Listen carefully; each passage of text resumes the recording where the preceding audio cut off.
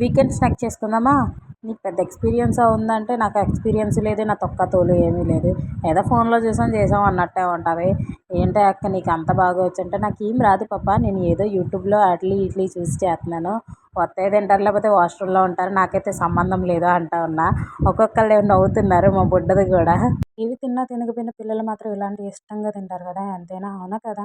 మా ఊళ్ళు దేనికి ముందుకు రారు కానీ ఆడుకోవడానికి ఇలాంటి వాటికైతే ముందు ముందు నేనొస్తాను అంటారు. ఇందులో నేను సాస్ వేసినా కూడా అవి తినేటప్పుడు మళ్ళీ సాస్ కూడా వేయించుకున్నారు తెలుసా వీళ్ళు. మళ్ళీ మాకు గ్రూప్కి అది సరిపోనన్నట్టు కలాయి మేమేం చేసాం, అన్నంది ఉంటుంది కదా కుక్కర్ది, అందులో కూడా కలిపాం. మాది బుడ్డ గ్రూపు, ఆ గ్రూప్కి ఇంత పెద్ద గిన్నె, మా వాళ్ళకి సరిపోదు, మా వాళ్ళకే కాదు నాకు సరిపోదు. అందుకని అందులో మళ్ళీ వీళ్ళకి టేస్ట్కి తగ్గ మిక్చర్లు అన్నీ ఇన్ని వేసి మామూలుగా కలపలేదు.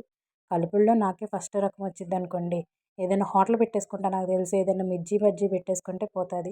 ఎలాగుందని టేస్ట్ చెప్పమంటే ఒక్కొక్కరు తింటున్నారు కానీ చెప్పట్లే. లాస్ట్లో ఇదేమో హాయ్ అని చెప్తుంది. మీరైతే సబ్స్క్రైబ్ చేసుకొని లైక్ కొట్టండి.